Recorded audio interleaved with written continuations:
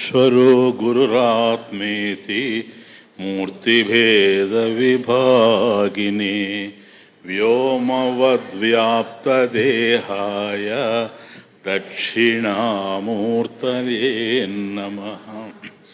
శృతిస్మృతిపురాణానాం ఆలయం కరుణాలయం నమామి భగవత్పాదం శంకరం లోకశంకరం. నమః శ్రీ శంకరానంద గురుపాదాంబుజన్మని సవిలాస మహామోహ గ్రాహగ్రాసైకకర్మణి. ఓం సహనావతు సహనౌ భునక్తు సహ వీర్యం కరవావహై తేజస్వినావధీతమస్తు మా విద్విషావహై.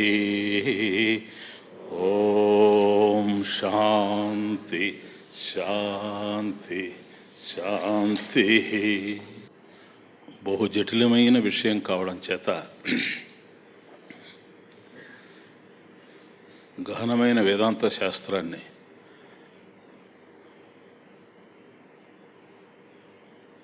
సులభంగా బోధించడానికి దృష్టాంతము అనేటువంటి దాన్ని ప్రధానంగా ఉపయోగించడం జరుగుతూ ఉంటుంది. దృష్టాంతము అనేటువంటిది ఒక ఉపమానం, ఇట్స్ అన్ ఎగ్జాంపుల్. విషయం నడిచేటప్పుడు మధ్యలో ఉపమానాలు పిట్టకథలు చెప్పి విషయాన్ని దారి మళ్లించాల్సిన అవసరం లేదు.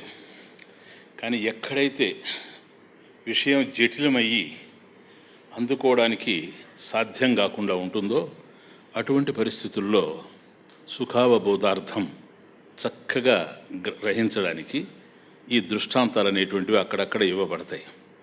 వేదాంత శాస్త్రంలో ముఖ్యంగా ఉపనిషత్తుల్లో అనేకమైనటువంటి అందమైనటువంటి ఉపమానాలు దృష్టాంతాలు అక్కడక్కడ ఇవ్వబడ్డాయి. కానీ ఈ దృష్టాంతాలు అన్నిట్లో కూడాను తత్వమసి వాక్యార్థాన్ని నిర్దేశించాల్సి వచ్చినప్పుడు ఉపయోగించినటువంటి దశమ దృష్టాంతం ఏదైతే ఉందో ఇది సుప్రసిద్ధమైంది. అంటే అంత జటిలమైన విషయం, నీవే పరమాత్మ అనేటువంటి విషయాన్ని ఈ దశమ దృష్టాంతం ద్వారా వివరించడం అనేది అద్భుతమైంది. కనుక సాధారణంగా ఎక్కడ వేదాంత ఉపన్యాసాలు వచ్చినా ఇది కాస్త వినపడుతూ ఉంటుంది. 10వ వాడు తప్పిపోవడము అనేటువంటిది వినడానికి అది మనకు ఒక చిన్న దృష్టాంతంలాగా కథలాగా తెలుస్తూ ఉండినా చాలా అద్భుతమైనటువంటి విషయాలు ఉంటాయి. ఎప్పుడైనా సరే ఒక ఉదాహరణ ఇస్తే మీకు అనేకసార్లు నేను చెప్పుకుంటాను, దృష్టాంతం ఏదైనా ఏకదేశీయంగానే ఉంటుంది అని. ఇప్పుడు పాలు ఎలా ఉంటాయి అని అంటే సున్నపతేటలాగా తెల్లగా ఉంటాయి అని మనం చెప్పామనుకోండి. అవును, సున్నపతేట కూడా తెల్లగా ఉంటుంది, పాలు కూడా తెల్లగానే ఉన్నాయి, కలర్ అంతవరకు సరిపోతుంది. అట్లాని పాలును పానం చేసినట్టుగా సున్నపతేటను చేసే అవకాశం ఉందా? అంతే. పాలలో ఉండేటువంటి రుచి సున్నపతేటలో ఉందా? సున్నపతేటలో ఉండేటువంటి గుణం పాలలో ఉందా? లేదు. కాబట్టి ఏకదేశీయం, ఏదో ఒక ఆస్పెక్ట్ మాత్రమే దృష్టాంతంలో ఏదో ఒక విషయానికే ఆ పోలిక పోల్చడము ఇది జరుగుతుంటుంది. ఇది ప్రధానమైన విషయం. కానీ ఈ దశమ వృత్తాంతంలో విశేషం ఏంటంటే సంపూర్ణంగా అంటే దార్ష్టాంతంలో ఉపమేయానికి ఏవైతే కావాలో అవన్నీ ఉపమానంలో దృష్టాంతంలో, దార్ష్టాంతానికి కావలసినవన్నీ దృష్టాంతంలో ఇమిడిపోయినాయి, ఉపమేయానికి కావలసినవన్నీ ఉపమానంలో ఇమిడిపోయినాయి. అదొక అద్భుతమైన విషయం. సాధారణంగా ఇట్లా ఉపమానాలు దొరకవు. ఇది ఒక అద్భుతమైనటువంటి ఉపమానం. ఉపనిషత్తుల్లోనూ ఉంది. ముఖ్యంగా ఇప్పుడు మనం అది నడుస్తూ ఉంది. అంటే ఈ దశమ వృత్తాంతంలో సంపూర్ణంగా జీవుడికి కావలసినవన్నీ ఉన్నాయి. అంటే ఏమిటి మనకు కావాల్సింది? బంధమోక్షాలే కదా మనకు ప్రధానమైన విషయం. మనం బంధంలో ఉన్నాము, బంధంలో జీవించలేకపోతున్నాము. బంధం దుఃఖానికి హేతు అవుతూ ఉంది. కాబట్టి దుఃఖ కారణమైంది ఏదో అది బంధం అని మనం తెలుసుకున్నాం. అలాంటప్పుడు బంధం నుండి విడిపడాలి. బంధ విముక్తి. బంధ విముక్తి మోక్షం. కనుక వేదాంతం ఎక్కడ ప్రారంభం అవుతా ఉందంటే బంధంతో ప్రారంభం అవుతా ఉంది, దుఃఖంతో ప్రారంభం అవుతా ఉంది. దుఃఖ నివృత్తి, బంధ విముక్తి, శోక నివృత్తి, ఇదే జరగాలి మొదట. ఆ తరువాత ఆనంద ప్రాప్తి. కాబట్టి మనిషి తృప్తిగా ఉండడం అనేటువంటిది కూడాను జరగాలి. అందువల్ల తృప్తి దీప ప్రకరణం కనుక ఈ దశమ వృత్తాంతాన్ని అత్యద్భుతంగా చిత్రించుకుంటూ పోయాడు. బంధం నుంచి స్టార్ట్ అయితే మోక్షాన్ని పొందినంత వరకు ఇన్ బిట్వీన్ ఈ రెండిటి మధ్య 7 విషయాలు ప్రధానంగా ఉన్నాయి. ఈ 7 విషయాలు దశమ వృత్తాంతంలో ఉన్నాయి. ఈ 7 విషయాలు ఆత్మ విషయంలో ఉన్నాయి. దశమ వృత్తాంతం ఏంటంటే ఆ తెలియకుండా పోయినటువంటిది ఏంటి? 10వ వాడు 10th మ్యాన్. ఇక్కడ తెలియంది ఏంటి? బ్రహ్మ, ఆత్మ. వాడు 10వ వాడు తెలిస్తే కానీ తృప్తి కలగదు. ఇక్కడ ఆత్మను తెలుసుకుంటే కానీ, ఆత్మ సాక్షాత్కారం పొందితే కానీ తృప్తి చెందే అవకాశం లేదు.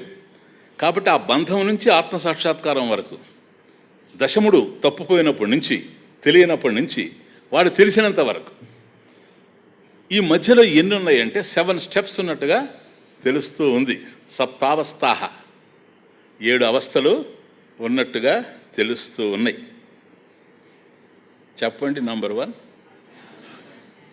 ఎగ్జాక్ట్ ఫస్ట్ అజ్ఞానము, ఆవరణం, విక్షేపం, ద్వివిధ జ్ఞానం అంటే పరోక్ష జ్ఞానము, అపరోక్ష జ్ఞానము. నెక్స్ట్ శోకాపగమ, శోకస్య అపగమ, శోక నివృత్తి, తృప్తయ, తృప్తి, ఆనందం. 7 కదా. ఈ 7 మనకు బంధమోక్షాల్లో ప్రధానంగా చూడండి ఎంత ఇంపార్టెంట్ టాపిక్. మనలో కూడా ఇవి ఉన్నాయి కనుక ఆ దశమ వృత్తాంతం ఉపయోగపడతా ఉంది. కనుక ఇంతవరకు వచ్చిన తరువాత ఈ 7 స్టెప్స్ ఏవైతే ఉన్నావో, ఏది సప్త అవస్థలు అంటే ఇప్పుడు అర్థమైంది ఏంటంటే దృష్టాంతే సప్తావస్థాః సంతి.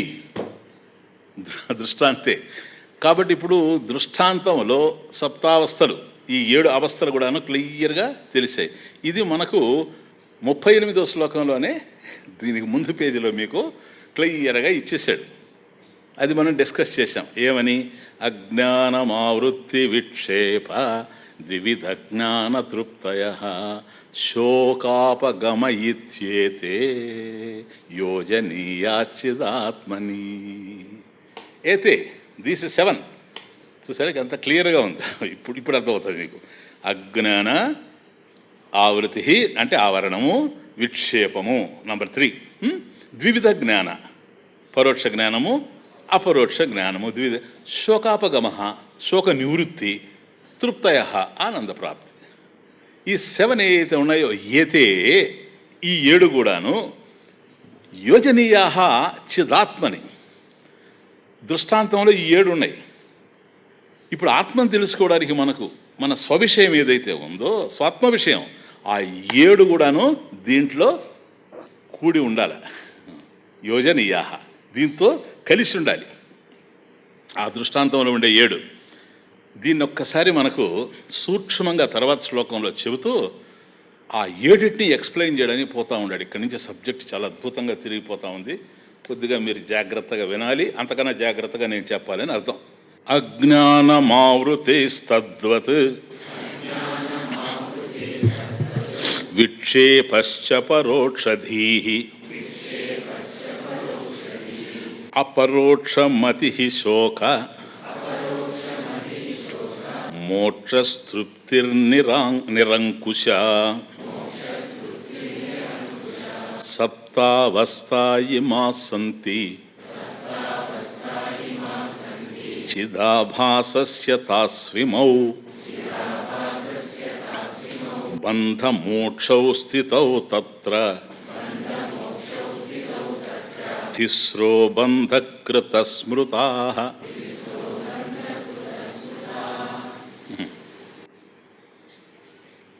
సమరి. అజ్ఞానం శ్లోకం చూసుకోండి. అజ్ఞానం ఆవృతి 2 తద్వత్ అలాగే విక్షేప విక్షేపము చ మరియు చా పెట్టాడు అని అంటే సబ్జెక్ట్ కూడా మారుతుందని అర్థం. విక్షేప చ మరియు పరోక్ష ధీహి, ధీ అంటే బుద్ధి, ఇక్కడ జ్ఞానము అని అర్థం. పరోక్షతీహి పరోక్ష జ్ఞానము. 4 అపరోక్ష మతి, మతి అంటే జ్ఞానం. అపరోక్ష మతి అపరోక్ష జ్ఞానము. 5 అయినాయి కదా. శోక మోక్ష, అది శోక మోక్ష, అదే శోకాపగమ, శోక నివృత్తి ఇత్యర్థ. శోక మోక్ష. తృప్తి నిరంకుశ, తృప్తిర్నిరంకుశ, తృప్తి నిరంకుశ అంటే నిరంకుశా తృప్తి,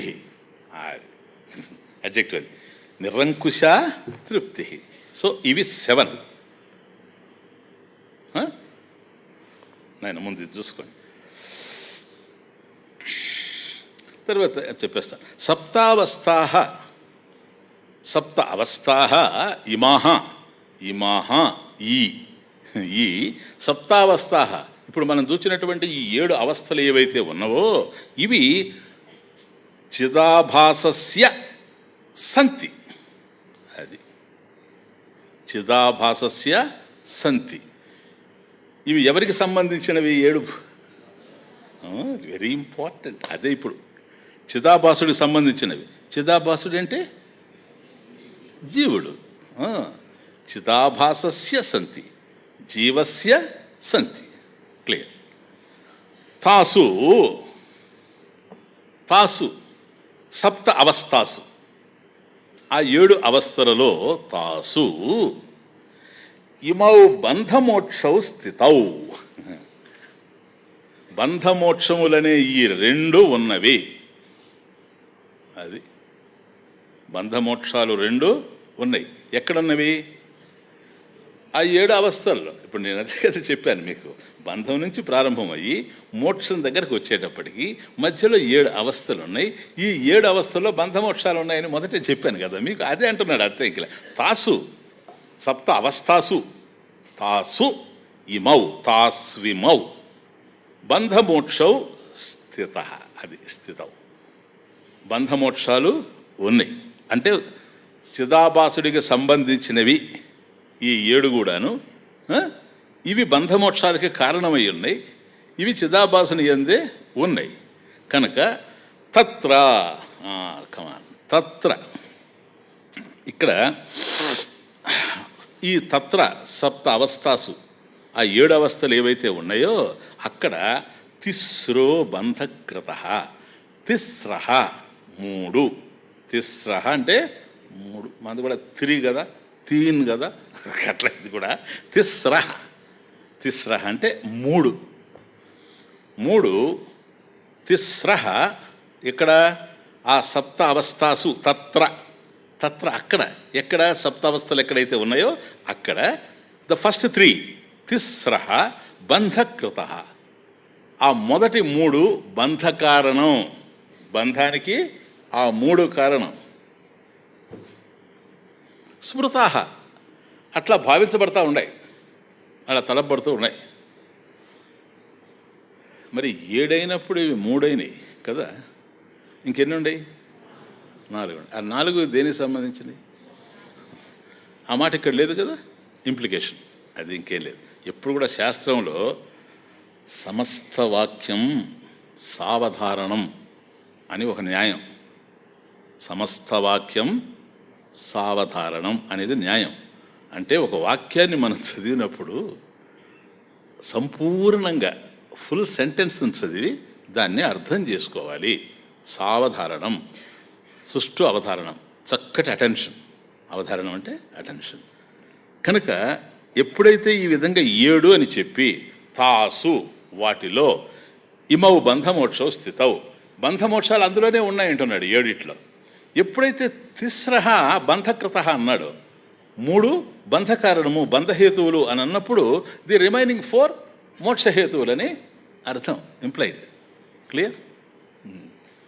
సో ఇప్పుడు యోజనీయా చిదాత్మని ఏతే ఏతే సప్త అవస్థా చిదాత్మని యోజనీయా ఇది. కాబట్టి ఈ 7 అవస్థలు ఏవైతే ఉన్నాయో అవి ఆత్మ విషయమునందు కూర్చబడాలి.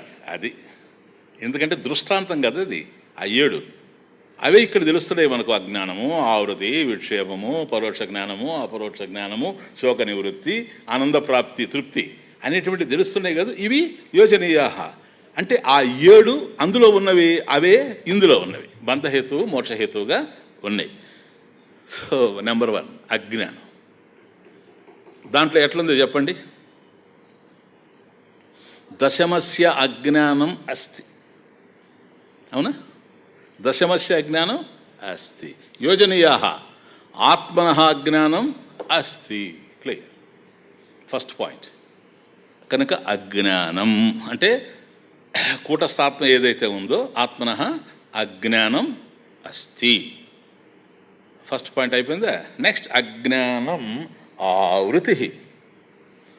ఎప్పుడైతే అజ్ఞానం ఉందో దానివల్ల ఆవరణ ఏర్పడింది. ఆవరణ ఏంటి? నాస్తి నభాతి. 30వ శ్లోకంలో నాస్తి నభాతి. అది కదా ఇప్పుడు వచ్చిన బాధ. ఏంటంటే వాడికి తెలియలే, అంతవరకు తెలియకుండా ఉన్నాడు ఆయన. సరేనా?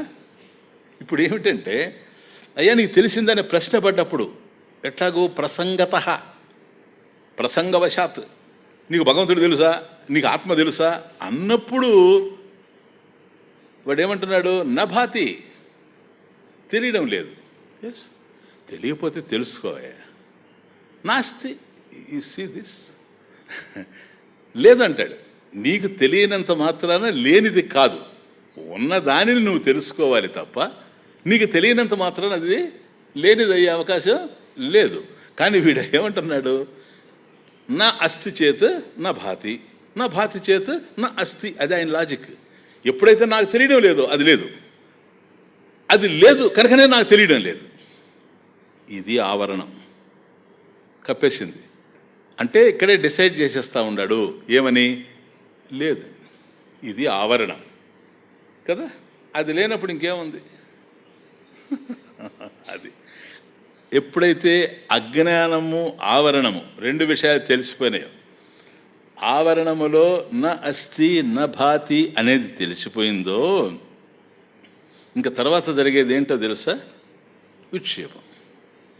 అంటే ఉన్నది ఉన్నట్లుగా ఎప్పుడైతే తెలియడం లేదో లేనిది ఉన్నట్లుగా తెలిసే అవకాశం ఉంది. కనుక విక్షేపంలో ఏంటి? నద్యాం మమార. అది ఎట్లా తెలుసు నీకు? వాడు నదిలో పడి చచ్చిపోయినాడు అంటున్నాడు. ఏమో మీతో కూడా దిగినట్లే దిగి వెనక్కి వెళ్ళాడేమో. నీకు నదిలో పడి చచ్చిపోయాడని ఎవరు చెప్పాడు నీకు? కానీ వీడు అంటున్నాడు చూసారా, దిస్ ఈజ్ ప్రొజెక్షన్. అంటే విక్షేప. విక్షేప అని అంటే విక్షిపతి. చూసారా? విక్షిపతి అంటే సృజతి, క్రియేషన్, సృష్టించడం. అంతే. ఎప్పుడు విక్షేపం అనేది లేనిదాన్ని తయారు చేయడం. రజ్జు సర్పవత్. రజ్జువే అక్కడ ఉన్నది, సర్పాన్ని నువ్వు క్రియేట్ చేసావు. సృజతి, అది విక్షేపం. ఉన్న వస్తువు తెలియకపోవడం ఆవరణం అయితే లేనిదాన్ని కల్పించి చూడడం విక్షేపం. తాడు తెలియకపోవడం ఆవరణం అయితే పాముగా తెలియడం విక్షేపం. అంతే. సేమ్ ఇక్కడ కూడాను విక్షేప నద్యాం మమార. తర్వాత ఏం జరిగింది? దాని ఎఫెక్ట్స్ ఉన్నాయి. రోదితి, ప్రరోదితి కదా. వాడు ఏడుస్తూ కూర్చొని ఉన్నాడు, వాడు చచ్చిపోయినాడని. అట్లాగే ఇక్కడ విక్షేపం ఏంటి తెలుసా? మన దగ్గర ఆత్మ దగ్గరకు వచ్చేటప్పటికి ఆత్మ అంటే ఏంటని నీకు తెలియలేదు కదా. ఇక్కడ కూడా అదే కదా. నా భాతి నాస్తి. ఇప్పుడు ఆ 2 పదాలు జాగ్రత్త. అది విద్యారాయణ స్వామి. నాస్తికుడిని అడిగామనుకో దేవుడు ఉన్నాడని వాడు ఏమంటాడా? ఉన్నాడంటాడా? ఏమంటాడు? నాస్తి అంటాడు కదా. అదే నాస్తికుడు అంటే. ఉన్నదాన్ని లేదని వాడు నాస్తికుడు. అర్థం కదా? సరే, వాడు నాస్తికుడు అయితే ఆస్తికుడు ఎవరు? ఏం పర్లేదు చెప్పండి. ఉన్నాడనేవాడు అస్థి కదా, అస్థి కదా. అంటే వీడికి తెలుసా అస్థి ఏవా, అస్థి ఏవా ఉన్నాడు కదా. ఓకే, ఎలా ఉన్నాడు రా, ఎట్లున్నాడు చూసారా? అది వ్యవహారం. స్వర్గలోకంలో కూర్చొని ఉన్నాడు, అది వ్యవహారం. నాస్తికుడికి తెలిసిందేంటి, ఆస్తికుడికి తెలిసిందేంటి, నాస్తికుడికి తెలియందేంటి? That is the magic, that is the mystery of knowledge. ఎంత డిఫరెన్స్ ఉందో చూడండి. అస్థి అనేవాడికి తెలియదు, నాస్తి అనేవాడికి తెలియదు. నభాతి అని దాంట్లో ఇద్దరు ఒకటే. మళ్ళీ అస్థి నాస్తిలోనే డిఫరెన్స్. దేవుడు ఉన్నాడు, దేవుడు లేడు. నీకు దేవుడు లేడని ఎట్లా తెలుసు? తెలియదు. నీకు దేవుడు ఉన్నాడని ఎట్లా తెలుసు? తెలియదు. నభాతి. ఆ పదాలు వాడాడు చూడండి, నా అస్థి, నా అస్థి, నభాతి. ఆ రెండు పదాల్లో ఇంత ఉంది. దేర్ఫోర్ విక్షేప. అక్కడికి వచ్చేటప్పటికి వాడేమో నద్యా మమారా అని రోదితి. ఇక్కడికి వచ్చేటప్పటికి అహం కర్త, అహం భోక్త, అహం మర్త్య. చూడండి ఇక్కడ వ్యవహారం ఇదంతా కూడా ప్రారంభం అయిపోయింది. అంటే ఇది ఐడెంటిఫికేషన్. ఏం ఐడెంటిఫికేషన్? శరీరద్వయ తాదాత్మ్యం. స్థూల సూక్ష్మ శరీరద్వయ తాదాత్మ్యం ఐడెంటిఫికేషన్. నువ్వు ఎప్పుడైతే ఆత్మని నీకు తెలిసే అవకాశం లేకుండా పోయిందో, నీవు కానిటువంటి దేహాన్ని నీవు అనుకోవడం జరుగుతుంది. ఈ దేహాలు రెండు గనక, స్థూల దేహము, సూక్ష్మదేహము. ఓసారి స్థూలదేహం అంటాడు, ఓసారి సూక్ష్మదేహం అంటాడు. స్థూలదేహం అన్నప్పుడు సూక్ష్మదేహం కాదని అర్థం, సూక్ష్మదేహం అన్నప్పుడు స్థూలదేహం కాదని అర్థం. వాడు చెప్పే మాటలోనే వాడి కాంట్రడిక్షన్. క్లియర్? సో అజ్ఞానం ఆవృతి తద్వత్ విక్షేప పరోక్షదీహి. పరోక్షదీహి, పరోక్ష జ్ఞానం. దశమ దృష్టాంతం ఎట్లా కలిగింది? అస్తి దశమ, అస్తి దశమ ఆప్తవాక్యేన ఉక్తం. ఆప్తవాక్యేన ఉక్తం. ఆ మహాత్ముడు ఎవరో పోతూ చెప్పాడు కదా, మేలు చేయాలనుకొని. అది నాయన 10వ వాడు పోయాడని ఏడుస్తున్నారు కదా, వాడిని అందరినీ చూచాడు. 10వ వాడు ఉన్నాడు రా, అస్తి దశమ. ఇది పరోక్ష జ్ఞానం. అంటే వాడు ఉన్నాడని తెలిసింది. ఎక్కడున్నాడు ఇప్పుడు వాడు? చచ్చిపోయి కూడా ఉండొచ్చు, చచ్చిపోయి ఉండొచ్చు. ఆ పదం చూడండి, తెలుగు కూడా చచ్చిపోయి ఉండొచ్చు. ఈ లోకంలో చచ్చిపోయి ఇంకో లోకంలో ఉండొచ్చు, నరకంలో, స్వర్గం, వేరే విషయం. ఉండొచ్చు అంటే అస్థి దశమహ, ఓకే, మేబీ ఉండొచ్చు. కాబట్టి పరోక్ష జ్ఞానంలో పొయ్యాడు అనడం వల్ల కలిగినటువంటి దుఃఖం కనుక ఉన్నాడని చెప్పేటప్పటికి తాత్కాలికంగా దుఃఖం ఉపశమించింది, కానీ ఆనందం కలగలేదు. ఎందువల్ల? వాడెవడో చూడాలి. ఇది ఎక్కడ కలుగుతూ ఉంది? అపరోక్ష మతి, అపరోక్షది. అక్కడ ఎట్లా కలిగింది? దశమ వృత్తాంతంలో త్వమసి దశమః, దశమోసి, త్వం దశమః అసి. వాళ్ళని అక్కడ నిలబెట్టి వరుసగా సిచ్యువేషన్ క్రియేట్ చేసి 1 2 3 4 అని నవసంఖ్య అపహృత జ్ఞాన 9 అనేటువంటి సంఖ్యను లెక్కెట్టడంలో పోయినటువంటి జ్ఞానంని మళ్ళీ ఇస్తూ ఇప్పుడు మళ్ళీ లెక్కెట్టించిన తర్వాత 9 మంది వచ్చిన తర్వాత అస్తి దశమః, 7వాడు కహ త్వమసి, దశమోసి, దశమః అసి, you are the 10th man అని చెప్పడంలో ఇప్పుడు పరోక్షంగా ఉంది జ్ఞానం. 10వాడు పరోక్షంగా ఉన్నాడు, ఇప్పుడు ఇండైరెక్ట్గా ఉన్నాడా? ఆడే కదా నాయన, డైరెక్ట్.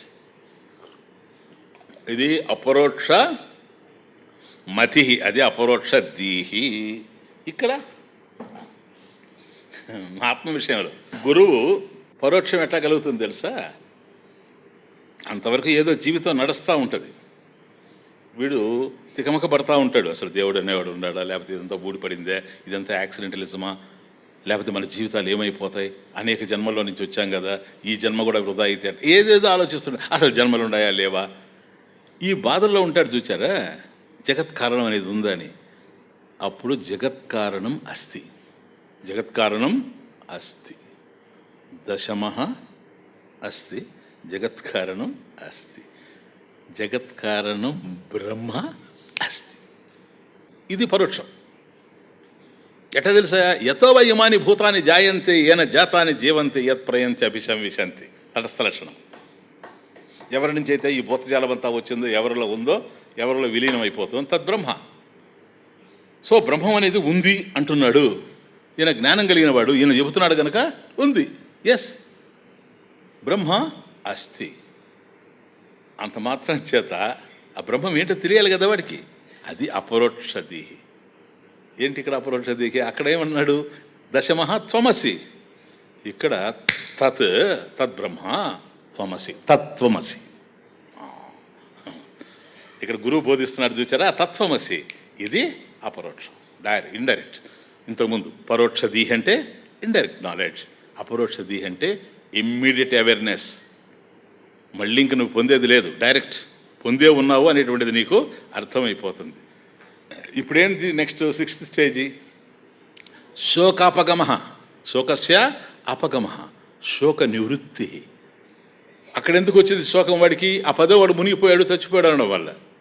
వాడు ఉన్నాడని తెలిసి ఆ పోయినవాడు ఎవడో కాదు వీడే పదోవాడని తెలిసిన తరువాత ఆ దుఃఖం ఎట్లాగైతే పోయిందో, బ్రహ్మం ఏమిటిని ఆలోచించినప్పుడు ఆత్మను గురించి విచారం చేసి స్థూల సూక్ష్మ కారణ శరీరాది వ్యతిరిక్త పంచకోశాతీత అవస్థాత్రయ సాక్షి సన్ సచిదానంద స్వరూప తదాత్మ త్వమేవ తత్వమసి అనేటువంటి పరోక్ష జ్ఞానం ఇంతవరకు ఉన్నది. అపరోక్ష జ్ఞానంగా ఎప్పుడైతే మారిందో, ఇంతవరకు జగత్కారణం బ్రహ్మ అస్తి పరోక్ష జ్ఞానం. ఇప్పుడు అహం బ్రహ్మాస్మి, అస్మి, అహమస్మి. ఎట్లా? బ్రహ్మ అస్మి, అహం బ్రహ్మ అస్మి, అయమాత్మ బ్రహ్మ, అయమాత్మ బ్రహ్మ. ఇది అపరోక్ష జ్ఞానం. దీంతో శోకం పోయింది. ఇప్పుడు ఈ స్థితిలో శోకానికి హేతు ఏంటో చెప్పండి. ఏంటో చెప్పండి. శోకం అంటే దుఃఖం కదా. ఎట్లొస్తుంది దుఃఖం చెప్పండి. ఇప్పుడు మనకు ఎట్లొస్తుంది ఆనందం అనేది మన క్వశ్చన్ మార్క్. సుఖం ఎట్లొస్తుందని ఇప్పుడు అడుగుతా ఉన్నాడు. దుఃఖం ఎట్లొస్తుంది చెప్పు. ఎవరికైనా ఎట్లొచ్చి ఉండదు ఈ ప్రపంచంలో దుఃఖం. చేయకూడని పనులు చేస్తే దుఃఖం వస్తుంది. ఇతనికి ఏడి నుంచి వస్తుంది? ఎందుకు రాదు స్వామీజీ ఆయన ఏం చేయడు? అహమా కర్త. పొందకుండా పొందితే వస్తుంది. దోమలతో గుట్టించుకున్నా మలేరియా రావచ్చు. ఇతనికి రాదు మలేరియా, వస్తే ఈ శరీరానికి వస్తుంది. నాహం దేహం, అహం దేహం నా, నేను దేహం కాదు కనుక ఏ దోమ కూడా నన్ను కొట్టలేదు. దాని ముఖం అది కొట్టాలంటేనే నేను ఆధారం. కారణం దాంట్లో ఉండే చైతన్యం. నేను అర్థమైపోయింది అహం బ్రహ్మాస్మి అనడంలోని. ఎట్లయినా చూసుకోండి, తనకు అత్యంత సన్నిహితులు చచ్చిపోతే కూడా కామ్గా ఉంటాడు. అట్లా జ్ఞానం. ఎందుకని? ఎవరు చనిపోయారా? పుట్టింది ఎవరో చచ్చిపోయింది. ఆ వ్యక్తి పుట్టలేదు కదా, చచ్చిపోయేది ఏముంది? పుట్టింది దేహం కదా. అది దేనికి వచ్చింది? ఇక్కడికి చావడానికే వచ్చింది. చచ్చింది, ఇన్ఫర్మేషన్ అంతే. ఎప్పుడైనా వస్తుందని తెలుసు, ఇప్పుడు చచ్చింది. See the difference. అందువల్ల శోకాపగమ. కాబట్టి బ్రహ్మ ఆనంద స్వరూపం, శోకానికి అవకాశం లేదు. తాను కూడా ఆనంద స్వరూపం. ఎందువల్ల? దశముడు తెలిసిపోవడం వల్ల వాడికి ఆనందం, ఆత్మ తెలిసిపోవడం వల్ల ఏనక ఆనందం. సరిపోయిందా? ఇప్పుడు సప్తావస్థాహ పూర్ణంగా దృష్టాంతంలో ఏదైతే ఉందో యోజనీయాహ చిదాత్మని, దాష్టాంతంలో కూడాను సేమ్ అదే కలిసింది. ఇది అది 2వ శ్లోకం రండి. అంటే 34. సప్తావస్థాహ ఇమాహ సంతి చిదాభాసస్య. అది ఇమాహ సప్తావస్థాహ చిదాభాసస్య సంతి. Very important. కాబట్టి ఈ 7 అవస్థలు ఎవరికి సంబంధించినవి అంటే చిదాభాసనికి సంబంధించినవి. అవునా? బంధంలో ఉండేది వాడే, బంధ విముక్తిని కోరేది వాడే, మోక్షాన్ని ఆశించేది వాడే, మోక్షాన్ని పొందేది వాడే.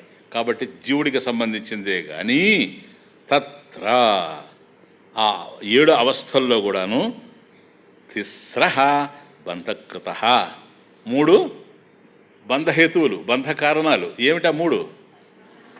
క్లియర్. అజ్ఞానము, ఆవరణము, విక్షేపము బంధ కారణములు స్మృతాహ ఈ విధంగా తలెత్తబడుతూ ఉన్నాయి. ఎప్పుడైతే చిదాభాసస్య అని అన్నాడో దట్ మీన్స్ సప్తావస్థాః ఇమాః సప్తావస్థాః చిదాభాసస్య సంతి అంటే న కూటస్థః ఇది. Important is that. ఎప్పుడైతే ఈ 7 అవస్థలు చిదాభాసుడివి అని అన్నాడో కూటస్థాత్మకి సంబంధించినవి కానీ కాదు, అధిష్టానమైనటువంటి ఆత్మకి సంబంధించినవి కానీ కాదు. కనుక సప్త అవస్థాః చిదాభాసః ఏవ. ఏతే సప్తావస్థాః బంధమోక్షస్య కారణం. కాబట్టి ఈ 7 అవస్థలే బంధానికి కానీ మోక్షానికి కానీ కారణమై ఉన్నాయి. అందులో మొదటి 3 తిస్రః ఇవి బంధ కారణం ఉచ్యతే. వీటిని బంధ కారణాలని చెప్తారు కదా. క్లియరా? ఇప్పుడు మనం ఆ 3 బంధ కారణాలు కనుక మొదట అసలు బంధం ఎక్కడో తెలుసుకుంటే తర్వాత మోక్షానికి పోవడం అది ఎక్కడుందో ప్రాబ్లం. ఆ 3 తెలుసుకోవాలి. ఇప్పుడు మొదట ఫస్ట్ నెంబర్ 1 అజ్ఞానం. న జానామీత్యుదాసీన వ్యవహారస్య కారణం విచార ప్రాగభావేన యుక్తం అజ్ఞానమేరితం.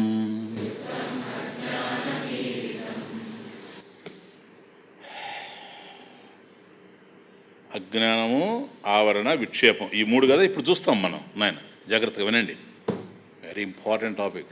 ఫస్ట్లో అజ్ఞానాన్ని డిఫైన్ చేస్తా ఉన్నాడు. ఇప్పుడు ఎలాబొరేట్గా పోతా ఉన్నాం. సంక్షిప్తంగా సూచించాడు, ఇప్పుడు ఎలాబొరేట్గా దాన్ని డిస్కస్ చేస్తూ ఉన్నాడు. ప్లీజ్. న జానామి, ఐ డు నాట్ నో. న జానామి నాకు తెలియదు. ఇది ఉదాసీన వ్యవహారస్య కారణం. అది నాకు తెలియదు అనేది ఉదాసీన వ్యవహారస్య కారణం. అంటే తటస్థంగా ఉండడం. ఉదాసీనం అంటే ఇండిఫరెంట్గా ఉండడం. Very important. ఇండిఫరెంట్గా ఉండడం దానికి కారణం. ఇది ఎక్కడుందంటే విచార ప్రాక్ అభావేన యుక్తం. విచార ప్రాక్ ఇప్పుడు మనందరికీ ఉన్నది ఈ దశ లేదా? అజ్ఞాన దశ లేదా కదా? సరే, ఇప్పుడేదో కొద్దిగా మనకు పరోక్ష జ్ఞానం కొంత వచ్చింది అనుకోండి శాస్త్రం వల్ల, అదే పక్కన పెట్టండి. ఈ విచారం చేయకముందు నాయన మనం చదువుకునేటప్పుడు కానీ ఎవరికైనా, మీకైనా నాకైనా రమణ మనిషికి ఎవరికైనా విచారం చేయకముందు ఈ తెలియడం లేదు అనేది ఉందా లేదా? అజ్ఞానం ఉండ విచార ప్రాక్ బిఫోర్ ఎంక్వైరీ. ఈ విచారం చేయకముందు అభావేన యుక్తం తెలియనిదిగా ఉంది. ఆ తెలియకుండా ఏదైతే ఉందో విచారం చేయకముందు అదే అజ్ఞానం. అంటే విచారం చేయడం ఎందుకు? ఇప్పుడు ఆత్మవిచారం, తత్వ విచారం చేయడం ఎందుకు? అజ్ఞానాన్ని పోగొట్టుకోవడానికి. విచారం చేయకముందు ఉంది అంటే విచారానంతరం ఉండదని అర్థం. అంతే కదా. ఇది ఉదాసీన వ్యవహారస్య కారణం. Very important point. ఒక అద్భుతమైనటువంటి ప్రవచనం నడుస్తూ ఉంటే అక్కడ ఒక యజ్ఞం అనుకోండి, మరొకటి అనుకోండి, కొందరు అటు చూసి అటు విని పోతా ఉంటారు. అదేంటది? ఉదాసీన వైఖరి కాదా? Is indifferent. ఇది మనకి ఎందుకు లేదు, ఎందుకంటే అవసరం లేనిది. ఒక ఆలయం వచ్చింది, మనం పోతున్నాం, నడుస్తూ పోతున్నాం, అటు చెప్పులు వదిలి ఊరికే లోపలికి పోలేకపోయినా దండం పెడతాం. వికాస భక్తులం కనుక టైం ఉంటే లోపలికి కూడా పోయి స్వామి దర్శనం చేసుకొని వస్తాం. అదే ఒక నాస్తికుడు అనుకో, వాడు అటు పోతూ ఉంటాడు. ఆలయం విషయంలో వాడికి ఉదాసీన. క్లియర్? అదే ఆలయం కనుక మనం వెళ్ళాము, లేదా నిలబడి నమస్కరించాము, సినిమా హాల్ అనుకోండి, మనం వెళ్ళిపోతాం. ఉదాసీనం, మనకు అవసరం లేదు. మనం ఈ పిక్చర్స్ చూడం, మనకు అవసరం లేదు. చూచారా? ఇది ఉదాసీనస్య వ్యవహారం. దీనికి కారణం ఏంటి? ఇప్పుడు మనం ఇంత యాతనలు పడుతున్నాం కదా, చెప్పండి. ఇక్కడ వచ్చి కూర్చొని అర్థం కాక యాతన పడి ఈసారన్నా అర్థం అవుతుందిలేని మళ్ళీ సీడీ చూసి ఇది చేసి ఇన్ని బాధలు పడుతున్నాం కదా. ఇంతగా మనం ఇన్వాల్వ్ అవుతుంటే ఇక్కడ వాడు ఉదాసీనంగా పోవడానికి కారణం ఏంటని? అదే అజ్ఞానం. ఇది ఒకటి ఉందని తెలియకపోవడం, దీని అవసరం జీవితంలో ఏంటో గుర్తించకపోవడం. గుర్తిస్తే మనిషి మరో విధంగా ఉండడానికి అవకాశం లేనే లేదు. కాబట్టి న జానామి, నాకు తెలియదు. ఇది ఉదాసీన వ్యవహారస్య కారణం ఏంటి అంటే విచార ప్రాక్ అభావేన యుక్తం. న జానామి, నాకు భగవంతుడు తెలియదు, నాకు బ్రహ్మము తెలియదు. ఇది చూడండి తమాషా కదా. మరి బ్రహ్మం తెలియనప్పుడు దాన్ని ఎందుకు తెలుసుకోకూడదు? ఉదాసీన వ్యవహారస్య కారణం. నాకేమది అవసరం అని నేను అనుకోవడం లేదు. అందువల్ల ఆ విషయంలో నేను అన్వేషించాలి, ఆ విషయంలో నేను విచారించాలి అనే ఆలోచన లేదు. ఎందుకని? అసలు ఏది ఉందో దానికి సంబంధించిన అజ్ఞానమే ఉంది కనుక. కాబట్టి బ్రహ్మము అనేటువంటి దాని విషయంలో వీడు నజానామి, నాకేం తెలియదు అనేసాడు కనుక ఇంకా దాని విషయంలో ప్రయత్నం చేసే ప్రశ్న లేనే లేదు. అది ఫస్ట్ పాయింట్. కాబట్టి ఉదాసీన వ్యవహార, ప్లీజ్ నాయన, ఉదాసీన వ్యవహార అజ్ఞాన కార్యం.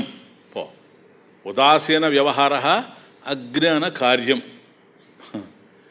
వారి దగ్గర అజ్ఞానం ఫుల్గా ఉంది.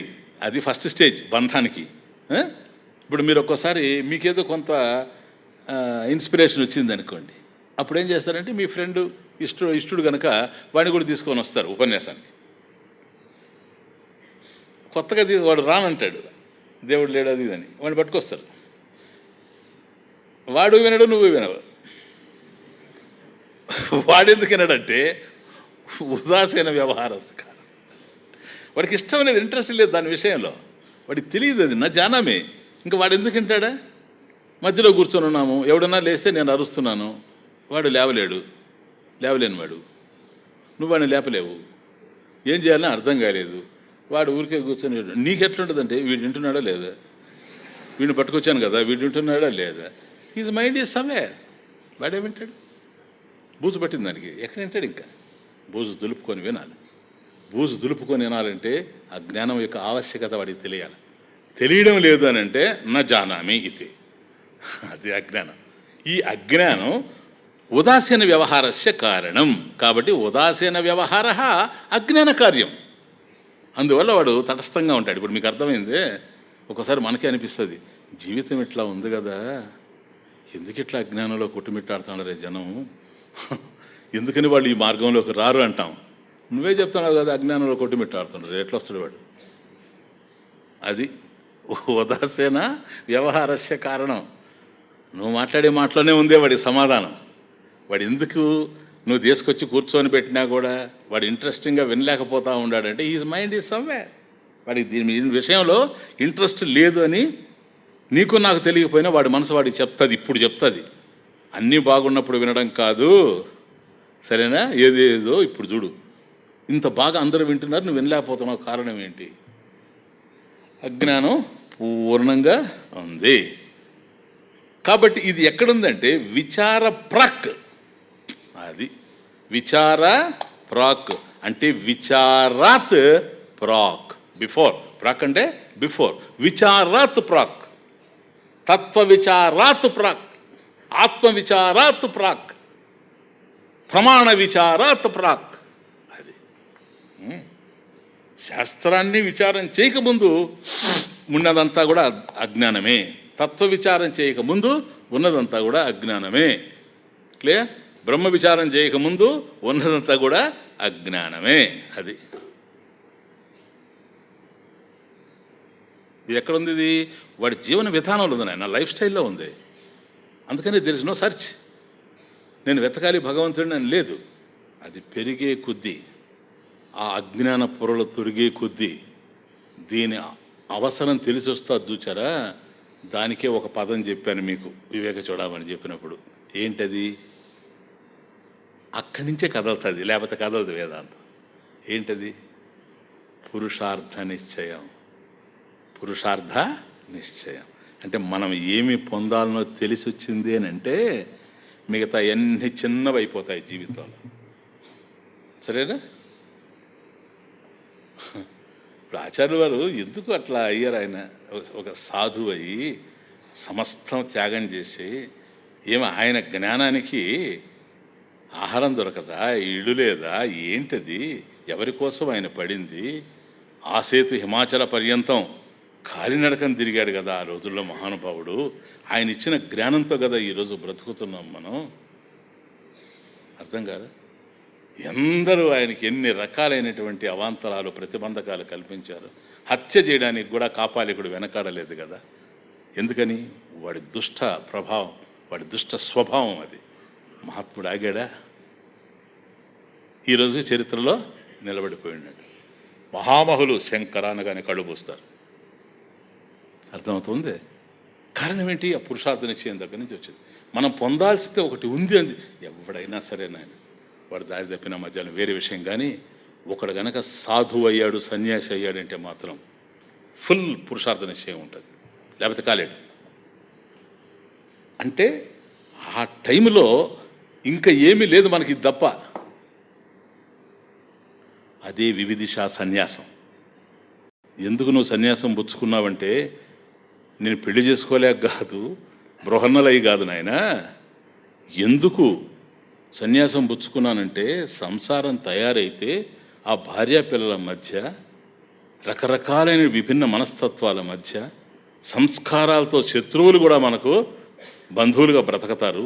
వాళ్ళ మధ్య ఈ దుఃఖాలు అనుభవిస్తూ ఇంత జటిలమైన శాస్త్రాన్ని, సున్నితమైన శాస్త్రాన్ని అర్థం చేసుకునే అవకాశం లేదు గనక సన్యస్య శ్రవణం కుర్యాత్. కాబట్టి నేను సన్యసించి కేవలం శ్రవణం కోసమే, అంతేగాని పోలియో ఇంజెక్షన్స్, ట్రిపుల్ యాంటిజెన్ అవి తీసుకెళ్ళి పోలియో చుక్కలు పోయడం, లేకపోతే విద్యాలయాలు పెట్టడం, లేకపోతే వైద్యాలయాలు పెట్టడం, వీటి కోసం అయితే ఈ పని అక్కడుండే చేయొచ్చు. అటువంటి లౌకిక వ్యవహారాలను వదిలిపెడితే అలౌకికమైనటువంటి పరిస్థితులకు వస్తాం కనుక ఇక్కడ అది పురుషార్థ నిశ్చయం. పురుషార్థ నిశ్చయం ఎక్కడి నుంచి వస్తుందంటే విచారం జరిగిన తర్వాత. విచారాత్ ప్రాక్ అభావేన యుక్తం. చూడు, తెలియకుండా ఏదైతే విచారానికి ముందు ఉందో ఇది ప్రాక్ అభావేన యుక్తం అజ్ఞానం ఈరితం. అజ్ఞానం ఉచ్యతే, అంతే. అజ్ఞానం అని దాన్ని చెప్పబడుతుంది. క్లియర్? Okay, any doubt? అజ్ఞానం వరకు బాగా తెలిసిందే. Let us go to the next అవస్థ, నెక్స్ట్ స్టెప్. ఏంటి నెక్స్ట్ స్టెప్ నాయనా? ఎస్, అమార్గేణ విచార్యాథ నాస్తి నోభాతి చేత్యసౌ విపరీత వ్యవహృతి ఆవృతే కార్యమిష్యతే. విచారం జరిగింది, కనెక్షన్ చూడండి. విచారం జరిగింది. విచారానికి ముందు విచారాత్ ప్రాక్, విచారం జరగక ముందు అభావేన యుక్తం అజ్ఞానం కదా, నా జానామి ఇది. విచారం చేయకముందు ఉంది కదా, విచారం చేసిన తర్వాత పోవాలనా లేదా? పోలే. తమాషా. విచారం చేసిన తర్వాత పోలే. చిత్రం. ఆల్జిబ్రా తెలియదు. ఆల్జిబ్రా తెలియనప్పుడు మ్యాథమెటిక్స్ మాస్టర్ దగ్గర కూర్చొని కంపోజిట్ మ్యాథ్స్ ఆయన దగ్గర నేర్చుకున్నా ఉన్నాడు. ఆల్జిబ్రా వచ్చేస్తుంది. ఆల్జిబ్రా ఆత్మ తెలియదు. ఆత్మ ఎంతకాలం విన్నా కూడా ఏం జరుగుతూ ఉందంటే వింటానే ఉన్నాను. ఎందుకో తెలుసా? ఆల్జిబ్రా అనేది గణిత శాస్త్రం నీకన్నా అన్యంగా ఉంది సార్, నువ్వు తెలుసుకుంటూ ఉన్నావు. ఇది నీకన్నా అన్యంగా తెలుసుకునేది కాదు, నీ స్వరూపం. That is the point. వచ్చిన బాధ ఏంటంటే విచారం జరిగింది, విచారం జరిగితే విచారానికి ముందు అజ్ఞానం ఉంది కనుక విచారం జరిగిన తర్వాత అజ్ఞానం పోలే. అజ్ఞానం ఎప్పుడైతే పోలేదో, అజ్ఞానం పోతే కదా ఆవరణ పోతుంది. అజ్ఞానం పోలేదు కనుక ఆవరణ పోలే, విచారం జరిగింది. ఎంత ప్రాక్టికల్ చూడండి. అజ్ఞాన కంటిన్యూస్, ఆవరణ కంటిన్యూస్. ఏంది నాణ్య పందా విద్యతే అయ్యనాయ, ఇంకొక మార్గం లేదు. వచ్చిన బాధ అది కదా.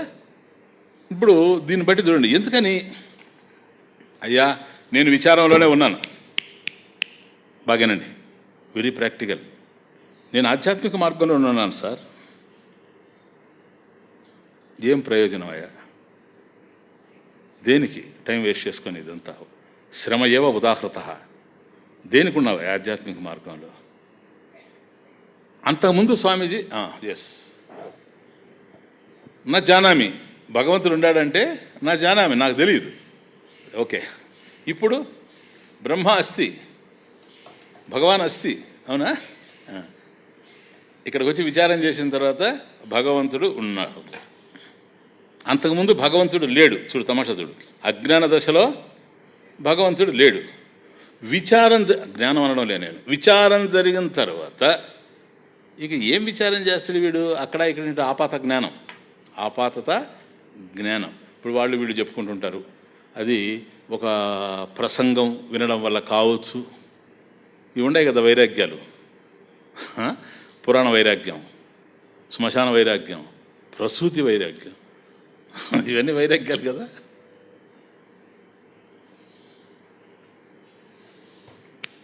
ఇప్పుడు వింటూ ఉంటారు ఉపన్యాసం, అప్పుడు అనిపిస్తుంది వేధవ సంసారం, దాన్ని ఎందుకు తిట్టడం? నన్ను అడిగితే తిట్టు, వెధవాని నువ్వు వాడిన పదాన్ని నేను కాదనలే. వెధవ మనసు అనరాదా? వెధవ సంసారం అండి. సంసారం ఎందుకు వెధవ? ఆ సంసారంలో తుకారం ధరించిపోయాడు, నువ్వు సంసారాన్ని పట్టుకుని తిడితే అట్లా.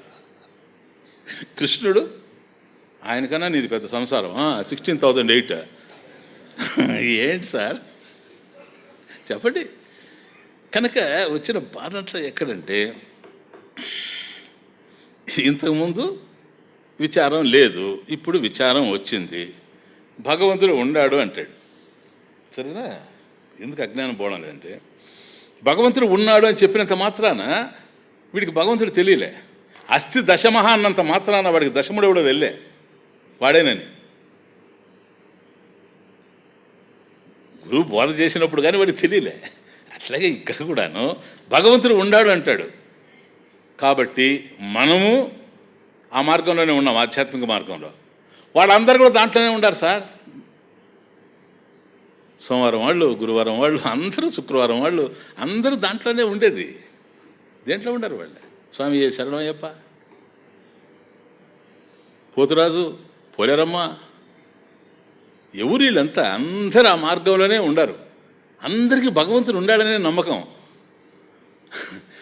నీకు భగవంతుడు ఉన్నాడని నమ్మకం అయితే ఇంత పెట్టుకున్నావు కుంకం. పోతురాజు పెట్టుకుంటాడు చూడు, ఏంది వాడికి ఎంత ఉంటే భక్తి. కాబట్టి భగవంతుడి విషయంలో వాడికి కూడా రెండో ఆలోచన లేదు. ది పాయింట్ లేదు. ఇప్పుడు వాడిని అడిగామనుకోండి భగవంతుడు ఎక్కడ ఉన్నాడని, మనకు కూడా సెంచరీ పోతాను ఇట్లా చూశాడంటే ఇంక భగవంతుడు తెలియని వాడు. చూడడం కన్నా మరొక మార్గం లేదు. ఎందుకని? ఎన్నోసార్లు ఫస్ట్ బాల్కి అవుట్ అయినా ఈరోజు నేను సెంచరీ కొట్టానంటే నీ కృప. ఎవరి కృప? అప్పుడు పచ్చిపోతా ఉంది, దాని కృప. లేకపోతే ఇటు మేఘం పోతా ఉంది, దాని కృప. దేని కృప సార్? భగవత్ కృప. వాడి ఉద్దేశంలో, వాడి హృదయంలో భగవంతుడు ఉన్నాడు. భగవంతుడు ఎక్కడున్నాడు? పైన ఉన్నాడు. అయిపోయి పైన భగవంతుడు ఉంటే, ఒకవేళ భగవంతుడే నువ్వు గెలవడానికి కారణం సెంచరీ కొట్టడానికి అనుకో, పైన ఉంటే నీ బ్యాట్ ఆయనకి ఎట్లా అందుద్ది? నీ చేయని ఎట్లా అతను ఎట్లా మూవ్ చేస్తాడు? కనుక అసలు విషయం తెలిసిందనుకో, భగవంతుడి కృతజ్ఞతగా ఉండాలనుకుంటే ఆ కొట్టగానే ఏం చేస్తాడు తెలుసా? విషయం తెలిసినాడు ఇట్లా కళ్ళు మూస్తాడు. భగవాన్ ఈజ్ హియర్, అంతరాత్మ ఇక్కడిచ్చాడు శక్తి. అంతేగాని అక్కడ ఉన్నాడంటే ఇక్కడ లేడనే కదా. కాబట్టి మార్గంలో ఉండరు, మార్గంలో ఉన్నారే కానీ ఆయన మార్గంలో ఉన్నారే కానీ సరైన మార్గం కాదు. అందుకని భగవంతుడు ఎక్కడున్నాడంటే ఆ లోకంలో ఉన్నాడు అంటాడు. If God is somewhere, he is nowhere. అవునా? ఒక చోట భగవంతుడు ఉండాడు అంటే లేడు అని అర్థం, లేనివాడు అని అర్థం కదా. If God is somewhere, he is nowhere. భగవంతుడు ఒక చోట అంటూ ఉంటే లేనివాడే. ఎందుకని? ఒక చోట ఉన్నవాడు అవుతాడే కానీ అన్ని చోట్ల ఉండేవాడు ఎట్లా అవుతాడు? అన్ని చోట్ల లేనివాడు భగవంతుడు ఎట్లా అవుతాడు? సర్వవ్యాపకత్వం ఎట్లా వస్తుంది? సర్వవ్యాపకత్వం రాకుండా దేశతః పరిచ్ఛిన్న అయితే నశించిపోతాడు. నశించేవాడు భగవంతుడు నువ్వు యాక్సెప్ట్ చేస్తావా? అదే ఆడ నేను చెప్పేది. వాడు ఎంతో చదువుకున్నాడు, పద్యాలు పాడతాడు, పాటలు పాడతాడు, ఈ పాడతాడు, శ్లోకాలు చెప్తాడు, శ్లోకాలు చెప్తాడు. ఏం చెప్పి వాడు ఏమి ఆడవనా? ఇదే వ్యవహారం. ఇంత అవసరం లేదు. సత్యం. ఇప్పుడు నీకు శాస్త్రం తెలిసినా సత్యం తెలియాలి, నీకు శాస్త్రం తెలియకపోయినా సత్యం తెలియాలి. పూర్వపు రోజుల్లో శాస్త్రం పెద్దగా తెలియకపోయినా సత్యం తెలిసినారు మన పూర్వీకులు. ఇప్పుడు పండరి భజనలు చేసేవాళ్ళు కదా, వాళ్ళకి తెలుసుదేనో. అక్కడ ఉండే పాండురంగడు ఇక్కడ ఉన్నాడు. వాడు సార్ అవి పెట్టుకొని కోలాటాలు ఆడతారు ఇప్పటికి కూడా. అక్కడ ఉండే పాండురంగడు ఇక్కడ ఉన్నాడు. చూసారా? ఇప్పుడు పండరీపురం పోవాలి, షోలాపూర్ పోయి పాపం వీడికి వీలు లేదు పాపం ఆ రోజుల్లో, ఎందుకంటే ప్రయాణ సౌకర్యాలు లేవు కనుక. అందుకని ఇక్కడే ఉండి భజనలు చేసుకుంటూ అక్కడ ఉండే పాండురంగడు ఇక్కడ ఉన్నాడు అంటే అక్కడ ఉండేటువంటి పాండురంగడు ఉద్ధరిస్తాడు కదా. వాడు ఇక్కడే ఉంటే ఇక్కడ కూడా ఉద్ధరిస్తాడు కదా. నీకు కనుక బిలీఫ్ ఉంటాయి అంటే, ఫెయిత్ ఉంటాయి, బిలీఫ్ కాదు ఫెయిత్ ఉంటాయి. అవునా? ఇక్కడ ఉండే పాండురంగడు ఎక్కడ లేడు. ఇది చూడండి మళ్ళీ పండరీ భజన ఆయన. అక్కడ ఉండే పాండురంగడు అంటే పండరీపురంలో ఉండే పాండురంగడు, అక్కడ ఉండే పాండురంగడు ఇక్కడ ఉన్నాడు, ఇక్కడ ఉన్నాడు అని వేస్తున్నాడు. మనకు భలే జోష్ బ్రహ్మాండంగా ఉంటుంది. వెంటనే ఈ మాట అంటాడు, ఇక్కడ ఉండే పాండురంగడు అంటే మనం అనుకుంటాము అక్కడ ఉన్నాడు అంటాడేమో. ఎందుకంటే ఇక్కడ అంటాడు కదా, అక్కడ అంటాడేమోనని. అక్కడ అంటే భజన చేస్తూ, పండరీ భజన చేస్తూ నృత్యం చేసినప్పుడు కూడా వాళ్ళకి ఎంత ఉంది అండర్స్టాండింగ్. అక్కడ ఉండే పాండురంగడు ఇక్కడ ఉన్నాడు, వాడు ఇక్కడ ఉన్నాడు, రంగడు ఇక్కడ ఉన్నాడు, ఇక్కడ ఉండే పాండురంగడు ఎక్కడ లేడు.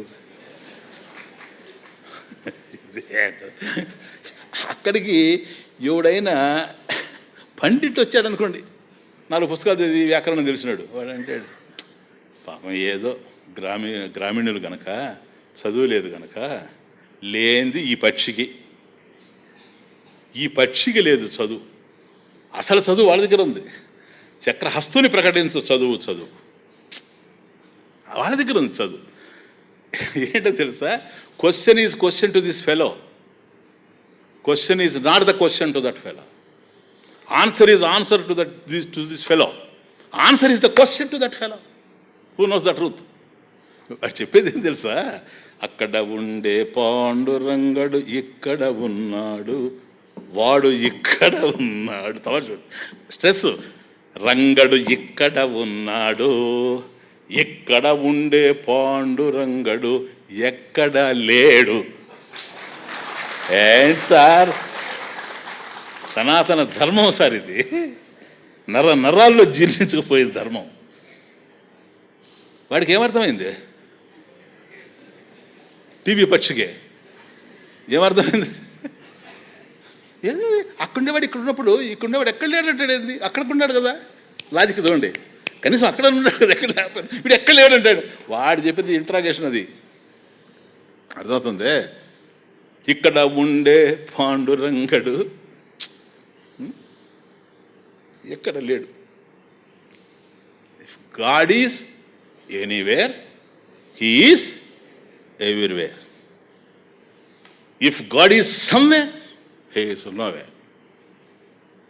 అది చదువు ఉన్నా చదువు లేకపోయినా జ్ఞానం వంట పడితే అది విషయం. స్వామి రామతీర్థ వెర్సటైల్ జీనియస్ కదా, రెగ్యులర్ ర్యాంకులో ఉన్నవాడు పంజాబ్లో. ఆయన సాధువు అయిన తర్వాత ఫారిన్ కంట్రీస్ అన్నీ చూశాడు. ఇక్కడ రామతీర్థ వెళితే సభలో ఒకడు కావాలని ఒక నాస్తికుడు ఏం చేశాడంటే,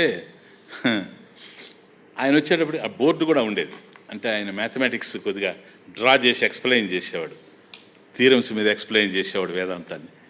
ఆయన వచ్చేటప్పుడు అక్కడ చూస్తే ఆ బ్లాక్ బోర్డు మీద ఉండ గాడ్ ఈజ్ నో వేర్ అని రాసి ఉన్నాడు. వాడు పీస్ ఆఫ్ చాక్తో గాడ్ ఈజ్ నో వేర్ అండి. Is there any piece of chalk here అన్నాడు స్వామి రామతీర్థ. ఇచ్చారు. నేరుగా అడిగి పోయి గాడ్ ఈజ్ నో వేర్ కదా, డబ్ల్యూ తర్వాత ఇట్లా గీత పెట్టాడు. సరిపోలే. God is now here sir, nowhere కాదు, నౌ హియర్. చూడు, వాడికి ఏదో పెద్దగా రాసిపోయినాడు. రామతీర్థ స్వామి గీత పెట్టాడు అంతే. నో వేర్, నౌ హియర్, ఇక్కడే ఉన్నాడు కూర్చొని నీక అంతే. God is here only, now and here, not then and there. అది అందువల్ల మొన్న మీకు లేనివాడిని నేను చెప్పాను చూసారా ఓ పాట, దాంట్లో కొన్ని చరణాలు వినిపించని చరణం ఒకటి ఉంది మీకు, లాస్ట్ది. అది కన్ఫ్యూజ్ అవుతారని నేను వినిపించలే. అది కూడా ఇట్లాగే ఉంటుంది. ఉన్న చోటే ఉన్నవాణ్ణి, లేని చోట లేనివాణ్ణి. పాండురంగడు ఇది కూడా. ఉన్న చోటే ఉన్నవాణ్ణి, లేని చోట లేనివాణ్ణి. ఉన్నది లేనిది లేని చోట, లేకనే నేనుండు వాణ్ణి, లేకనే నేను. ఉన్న చోటే ఉన్నవాణ్ణి, యూ కెనాట్ మూవ్ అచల ధ్రువం. ఉన్న చోటే ఉన్నవాణ్ణి, ఇంకా నేను లేని చోటేది, లేని చోట లేనివాణ్ణి. ఉన్నది లేనిది లేని చోట, సద్విలక్షణం. ఉన్నది లేనిది లేని చోట, లేకనే నేనుండు వాణ్ణి, లేకనే నేనుండు వాణ్ణి. కాబట్టి ఉన్నది లేనిది ఈ రెండు కూడా మనసులో ఉంటాయి. వాటిని దాటిన తర్వాత ఏ చైతన్యం అయితే ఉందో రెండింటిని ప్రకాశింపజేస్తూ అవస్థాత్రయ సాక్షి, అదే నేను. అది ఉన్నట్టు నీకు తెలుస్తుందే? తెలీదు. లేకనే నేనుండు వాణ్ణి. ఇప్పుడు అర్థమైంది సింపుల్గా. ఉన్న చోటే ఉన్నవాణ్ణి, లేని చోటే లేనివాణ్ణి. ఉన్న చోటే ఉన్నవాణ్ణి, లేని చోట లేనివాణ్ణి. ఉన్నది లేనిది లేని చోట, లేకనే నేనుండు వాణ్ణి, లేకనే నేనుండు వాణ్ణి. లేనివాణ్ణి నేను, ఏది లేనివాణ్ణి నేను. నేననేది నాదనేది లేనివాణ్ణి నేను. ఏది లేనివాణ్ణి నేను, ఏది లేనివాణ్ణి నేను. దాని అర్థం ఏంటి? అంతా ఉన్నవాణ్ణి నేనది. మనదంతా ఆత్మే కనుక ఆత్మ సత్యం, తదన్న సర్వం మిథ్య ఇత్థై. ఓకే, కాబట్టి ఏంటి స్వామిజీ శ్లోకం చదివారు, భావం చెప్పకుండా ఇదంతా పోతుంటారు. అదే తమాషా. మార్గంలో ఉండాడు, విచారం చేయకముందు అజ్ఞానం ఉన్నది. క్లియర్ సార్, విచార ప్రాక అభావేన యుక్తం అజ్ఞానం. ఇదేంటిది? విచారం చేసిన తర్వాత కూడాను అజ్ఞానము ఉండి ఆవరణం ఉండేది ఏంటి?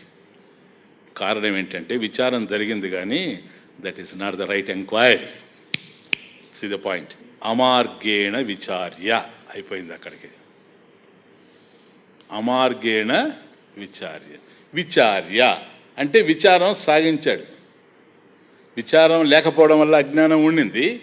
అజ్ఞానాన్ని పోగొట్టుకోవడానికి విచారం చేశాడు సార్. ఏ మార్గంలో చేశాడు విచారము? అమార్గేణ. అమార్గేణ అంటే శాస్త్ర విరోధ మార్గేణ, శాస్త్ర వ్యతిరేక మార్గేణ, అవిహిత మార్గేణ, అప్రమాణ మార్గేణ. ఇవన్నీ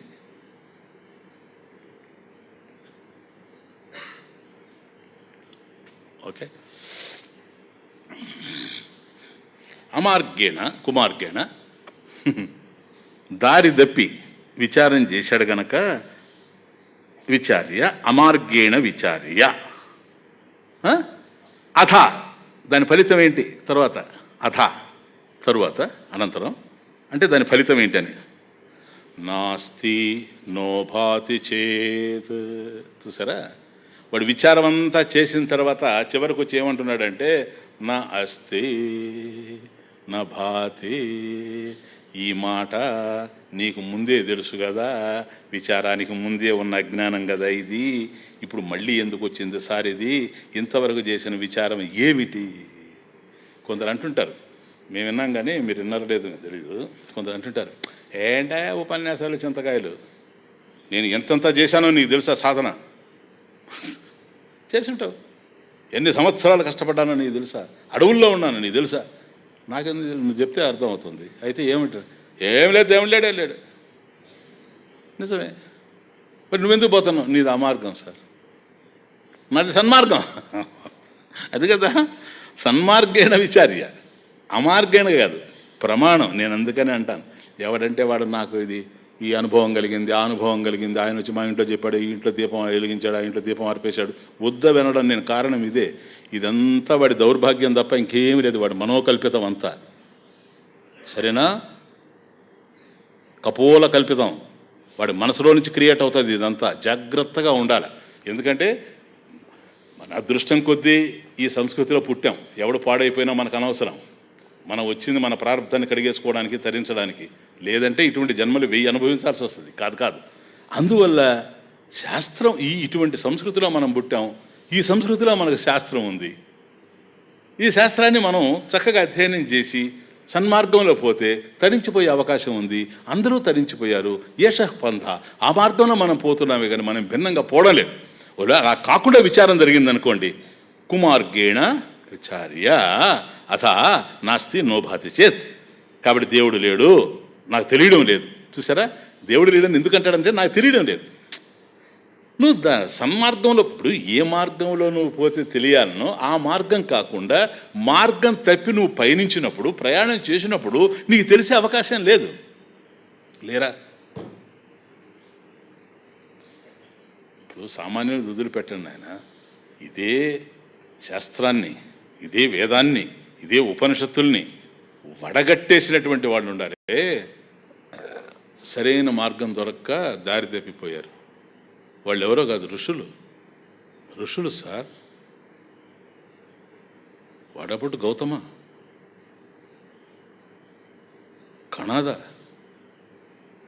కణాదుడి యొక్క అణు సిద్ధాంతాన్ని ఈరోజు మోడర్న్ ఫిజిక్స్లో చదువుతూ ఉండరు. సచ్ ఎ జీనియస్ సైన్స్లో. అటమిక్ థియరీ, కణాదుడు అంటే అదే వైశేషికం. గౌతముడు న్యాయం. ఎంత లాజిక్! అంత లాజిక్ తెలిసినాడు ఎక్కడ దాటాడు మార్గం చూడు తమాషా. లేకపోతే న్యాయం ఎట్లొచ్చింది? వైశేషికం ఎట్లొచ్చింది? కపిల, సాంఖ్యం, చిన్న వాళ్ళని వదిలిపెట్టండి. పతంజలి, యోగం, అవన్నీ ఉపయోగపడతాయి, కాదనడం లేదు. వ్యాకరణం ఉపయోగపడుతుంది కదా. అదే కదా నహి రక్షిత డుక్రం కరుణే భజగోవిందం. నీకు వ్యవహారానికి ఉపయోగపడుతుంది సార్, విద్యకు ఉపయోగపడుతుంది వ్యాకరణం. మృత్యువుని జయిస్తుందా? నహి రక్షతే డుక్రం కరుణే సంప్రాప్తే సన్నిహితే కాలే సంప్రాప్తే సతి నహి రక్షతి. నీ వ్యాకరణం ఎముడికి కావాలన్నా? అది పాయింట్. లౌకిక విద్యలు కనుక ఈ అవిచార మార్గం అంటా నేను, విచారమే అయినా ఇది అవిహిత మార్గం, విహితం కాదు, విహీనం.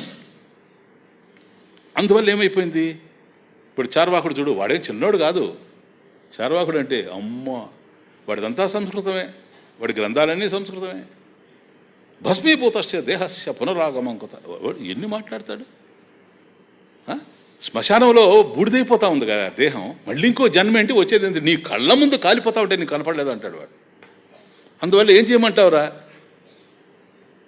రుణం కృత్వా ఘృతం పిబేత్, అప్పు చేసి పప్పు కూడా తిను, ఇది సిద్ధాంతం. సరేనా? కాబట్టి ఆస్తిక దర్శనాలు, భగవంతుడు ఉన్నాడని నమ్ముతూనే న్యాయ, వైశేషిక, సాంఖ్య, యోగ, పూర్వమీమాంస, జమిని మహర్షి ఇంతవరకు దారి తప్పినవే లెక్క. ఎప్పుడు తెలుసా, ఆ మహాత్ముడి చరణ కమలాలు కనుక మనకు దొరికితే. Not an easy thing. Shankara యొక్క పాద పద్మాలు దొరికి ఆ పవిత్రమైన జ్ఞానం అర్థమైనప్పుడు ఉపనిషత్తు జ్ఞానం తెలిసి వస్తుంది వాళ్ళు ఏంటి అని. అట్లా పోయారు. ఇంకో కొందరు ఏం చేశారు, నాకు అవసరం లేదు అన్నారు శాస్త్రం. అది అప్రమాణ మార్గేనా అంటున్నాను నేను. అమార్గేనా అంటే అప్రమాణం, నాకు శాస్త్రం ప్రమాణం కాదన్నాడు. శాస్త్రాన్ని నేను అంగీకరించను అన్నాడు. నేనే తెలుసుకొని చెప్తానన్నాడు. ఎక్కడో కూర్చున్నాడు, ఏమో చేశాడు, సంవత్సరాలు చేశాడు, తెలుసుకొని వచ్చాడు బయటికి. చెప్పాడు. ఏం చెప్పాడు, శాస్త్రంలో లేనిది ఒక్క మాట చెప్పలేకపోయాడు. పోని పూర్ణంగా చెప్పగలిగాడా, చెప్పలేకపోయాడు. శాస్త్రం లేదు కనుక పూర్ణంగా చెప్పలేకపోయాడు. త్రికరణ శుద్ధిగా సత్యమా తను అనుకున్నటువంటి మార్గంలో రెండవ కాంప్రమైజ్ కాకుండా జీవించాడు కనుక తెలిసింది ఏదో చెప్పాడు. ఆ తెలిసింది శాస్త్రంలో ఉంది. అహింసా పరమో ధర్మ, ఇట్ ఈస్ ఇన్ వేద.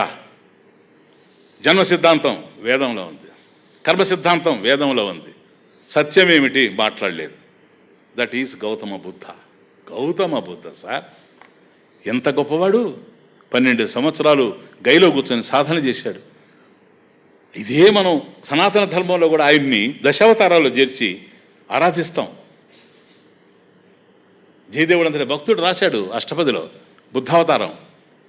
కానీ సత్యం దగ్గరకు వచ్చేటప్పటికి ఏం చెప్పాడు అనేది క్వశ్చన్. ఇంత అర్థమవుతుందే.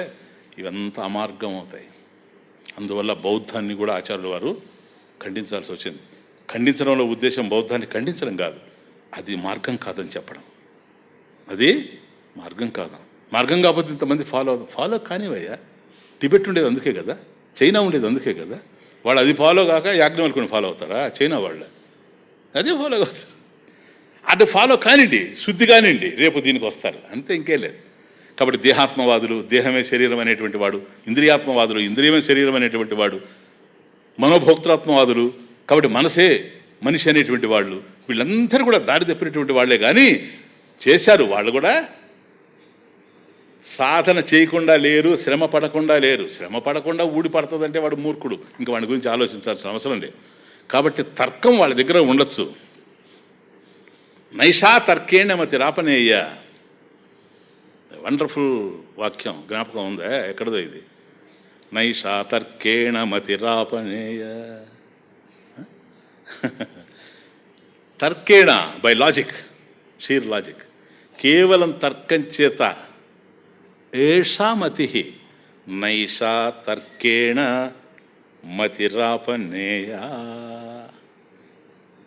నైషా న ఏషా తర్కేణ, కేవలం తర్కం చేత తర్కేణ, ఏషా మతిరాపనే మతి, ఈ తత్వం ఏదైతే ఉందో, ఈ ఆత్మజ్ఞానం ఏదైతే ఉందో, ఏషా మతి, ఈ ఆత్మజ్ఞానం తర్కేణ, కేవలం తర్కం వల్ల ఆపనేయ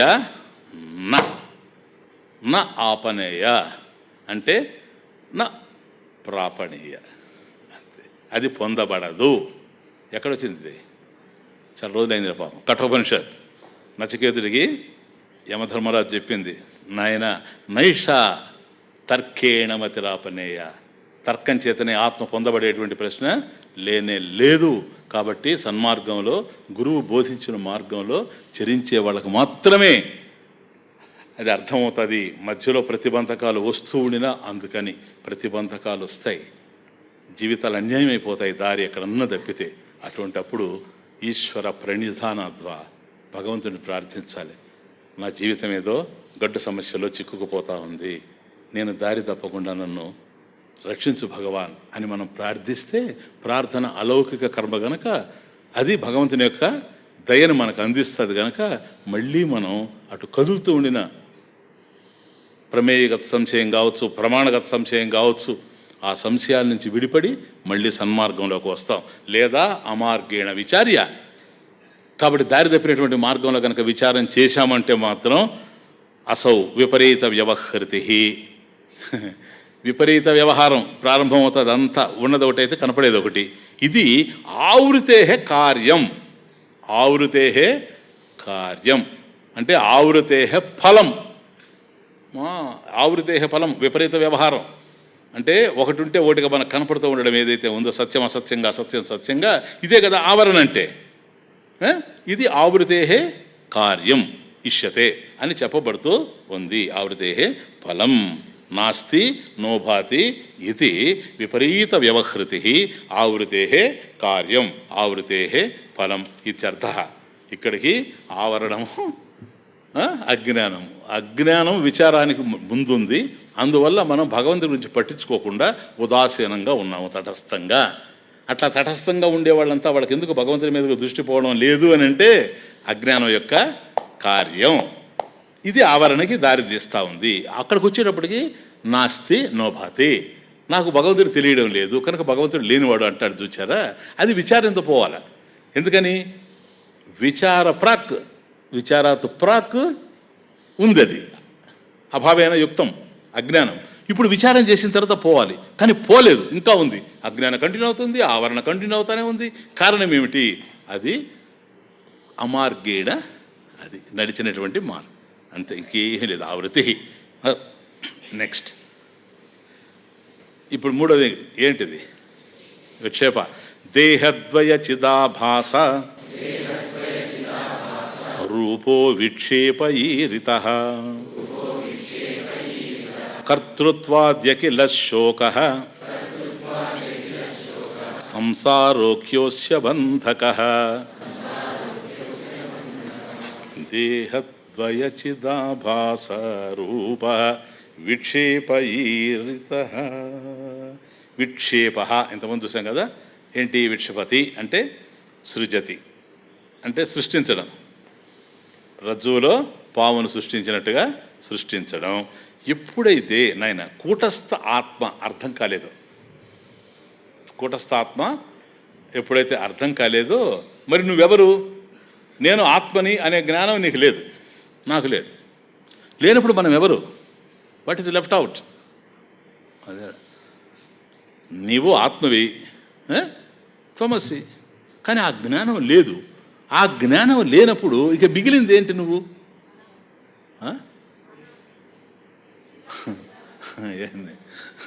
ఎకాల పుస్తకాలే. ఇప్పుడు నీవు ఆత్మ కాదు అన్నప్పుడు ఇంకా మిగిలింది ఏమిటి అని ఆలోచన చేస్తే శరీరం.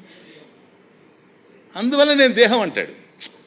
పాయింట్ సింపుల్గా అర్థం చేసుకోండి. ఎప్పుడైతే నువ్వు ఆత్మ కాదు అనేటువంటిది నీకు అర్థమైపోయిందో, కూటస్థ ఆత్మ నేను అనేది నీకు ఎప్పుడైతే అర్థం కాలేదో, ఇక మిగిలింది ఏంటంటే దేహద్వయం. రెండు దేహాలే మిగిలాయి. స్వామీజీ రెండు దేహాలు ఎక్కున్నాయి స్వామీజీ, ఒకటే కదా అంటే సంసారం అవి కాదు. రెండు దేహాలంటే నువ్వు మాట్లాడే దాంట్లోనే రెండు దేహాలు ఉన్నాయి.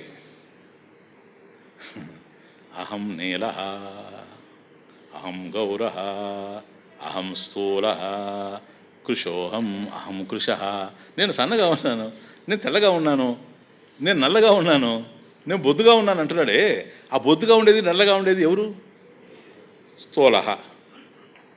మళ్ళీ ఏమంటాడు ఒక్కోసారి? అహం కర్త, అహం భోక్త,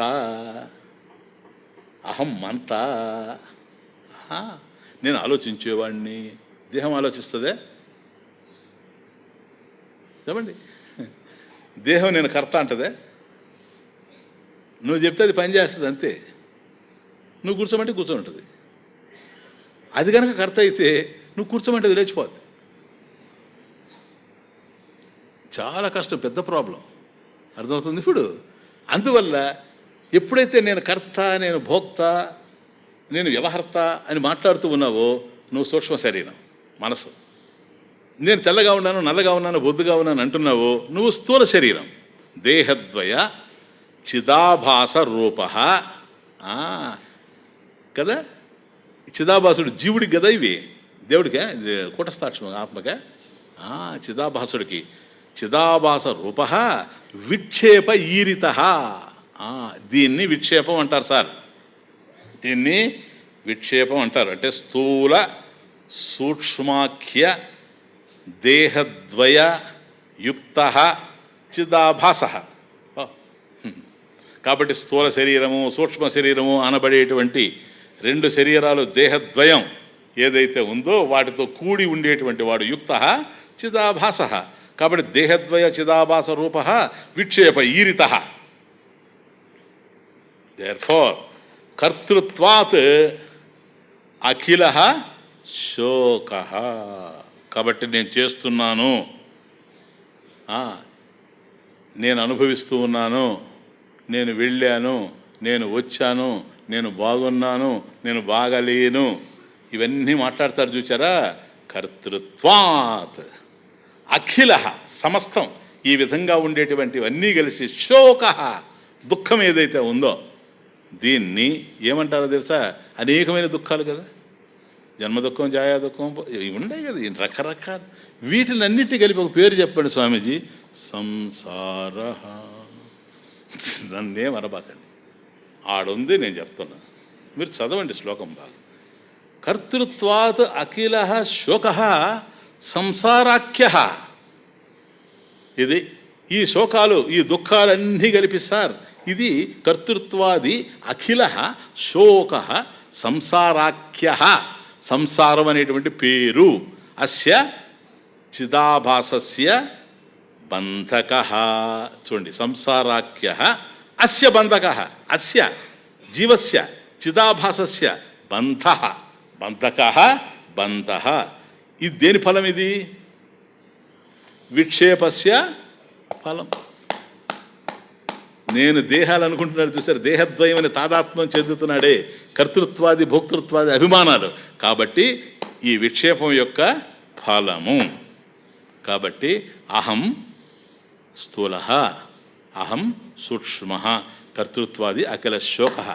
కాబట్టి సంసార రూప శోక, సంసార నామ దుఃఖ. ఆఖ్య నామం ఇంకేం లేదు. కాబట్టి ఇవి బంధహేతు. అస్య బంధక, అస్య జీవస్య చిదాభాసస్య బంధక బంధహేతు బంధకారణం భవతి. బంధహేతు భవతి, ఇవి కారణమవుతూ ఉండయి. కాబట్టి విక్షేపస్య ఫలం బంధం బంధక ఇది.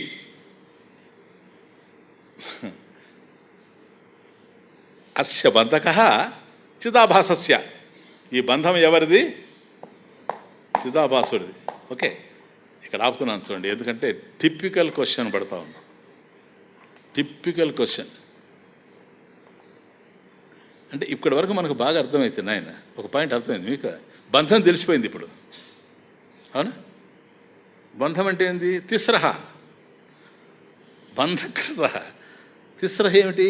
అజ్ఞానము, ఆవరణము, విక్షేపము. 37వ శ్లోకం విక్షేపము, 36వ శ్లోకం ఆవరణము, 35వ శ్లోకం అజ్ఞానం. అజ్ఞానము, ఆవరణము, విక్షేపము, ఈ మూడు వచ్చేసాయి కదా నాయన. ఇవన్నీ ఎవరికి సంబంధించినవి? చిదాభాసుడికి. అది ఇక్కడ ఈసారి చాలా క్రిటికల్ అనాలిసిస్, కానీ ఊరికే చెప్తాను. అజ్ఞానం అది చూడండి, అజ్ఞానమావృతిశ్చైతే విక్షేపాత్ ప్రాక్ ప్రసిద్ధ్యతః యద్యప్యథాప్యవస్థేతే విక్షేపస్యైవ నాత్మనః.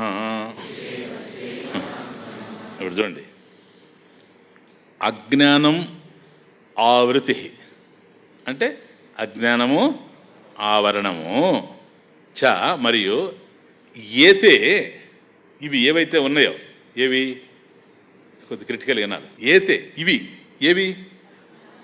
అజ్ఞానము, ఆవరణం. తర్వాత కదా విక్షేపం వచ్చింది. ఆవరణంలో తానేంటో తనకు తెలియకపోవడం వల్ల తాను దేహద్వయం అనుకున్నాడు, అది విక్షేపం అన్నాం కదా. అజ్ఞానం ఆవృతే ఏతే విక్షేపాత్ ప్రాక్ ప్రసిద్ధ్యత. విక్షేపానికి ముందే ఉన్నాయి కదా ఇవే, అవునా? నంబర్ 1 అజ్ఞానం, నంబర్ 2 ఆవరణం, నంబర్ 3 విక్షేపం రాకముందే ఉన్నాయి కదా సార్ ఆ రెండు. ఈ విక్షేపం కదా నువ్వు చిదాభాసుడు అనేది కదా.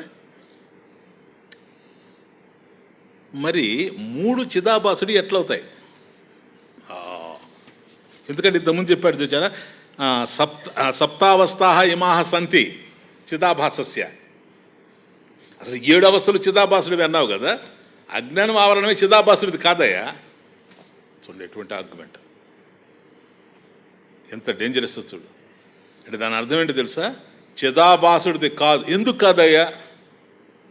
చిదాభాసుడు రాకముందే అవి ఉండయ్యా బాబు.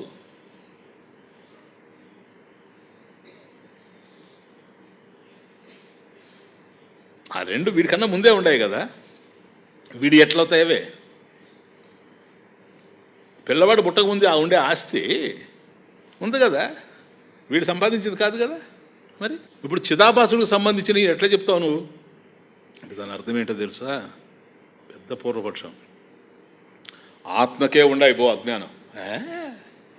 ఎందుకని చిదాభాసుడికి ముందు ఉండేది ఏంటి? కుటస్థాత్మ. చిదాభాసుడికి ముందు ఉండేటువంటివి చిదాభాసుడికి సంబంధించినవి కావు. వీడికన్నా ముందే ఉన్నాయి అజ్ఞానం, ఆవరణం.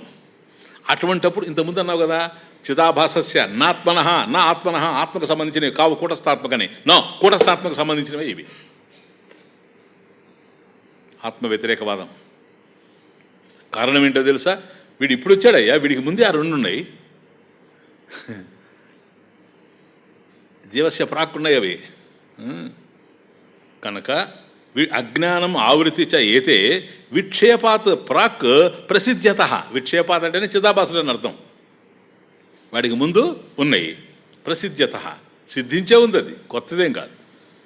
యద్యపి అయినా తథాపి తే అవస్థే, అయినప్పటికీ కూడా నాయన ఆ అవస్థలు విక్షేపస్య ఏవ నా ఆత్మన, అవి చిదాభాసుడివే కానీ ఆత్మవి కానే కాదు. ఇది ఫస్ట్ 2 లైన్స్ పూర్వపక్షం, అబ్జెక్షన్. ఆ మాట లేదు అక్కడ, పూర్వపక్షం మాట్లాడుతున్నాడు అనేది లేదు. విచిత్రం ఏంటంటే అజ్ఞానం అంటే ఏమిటి? అజ్ఞానం నా జానామి, నాకేం తెలియడం లేదు. అట్లాగే ఆవృతి నా అస్తి నా భాతి ఆవృతి విక్షేపాత్ ప్రాక్ ప్రసిద్ధ్యత. ఇవి అంతకు ముందే ఉన్నాయి కదా, విక్షేపానికి ముందే ఉన్నాయి. యద్యపి అయినప్పటికీ కూడాను తథాపి తే అవస్థే, అయినప్పటికీ కూడా ఆ అవస్థలు విక్షేపస్య ఏవ, అవి చిదాభాసుడికి సంబంధించినవే కానీ నా ఆత్మన. ఎందుకని? ఆత్మ అసంగ, ఆత్మ అసంగ. ఇంతకీ ఈ ఎప్పుడైతే ఆ రెండు విడి కాదన్నావో, తిస్రః బంధకృత అని అన్నావు, బంధాన్ని గెలిపించేటి ఆ 3 అన్నావు. బంధంలో ఉండేటువంటి వాడు చిదాభాసుడే. అందుకనే వాడు జ్ఞానం కోసం ప్రయత్నం చేస్తూ ఉన్నాడు, మోక్షం కోసం. ఆత్మ మోక్షం కోసం ప్రయత్నం చేస్తుంది. ఆత్మే మోక్షరూపం కదా, ప్రయత్నం చేసేది వీడు కదా, బంధం వీడికే కదా. కాబట్టి అజ్ఞానము, ఆవరణము, విక్షేపము, తిస్రః ఈ 3 కూడాను బంధకృత అన్నప్పుడు, బంధాన్ని గెలిపించేది అన్నప్పుడు ఈ 3 చిదాభాసుడికి సంబంధించినవే అయి ఉండాలి. కానీ ఆ 2 వీడికన్నా ముందే ఉన్నాయి. చిదాభాసుడికి ఉన్న ముందే అజ్ఞాన ఆవరణాలు ఉన్నాయి. కనుక ఆ 2 ఆత్మకు సంబంధించినవి అయి ఉండాలనే కానీ వీడికి సంబంధించినవి అయి ఉండడానికి అవకాశం లేదనేది పూర్వపక్షం. దేర్ ఫోర్ ఈ 3 కూడాను సార్ అజ్ఞాన ఆవరణ విక్షేపం అనేటువంటి బంధహేతువులు. బంధ కారణాలు ఏవో అవి ఎవరికి సంబంధించినవి? జీవుడికే, దేవుడికే, జీవాత్మకే, పరమాత్మకే.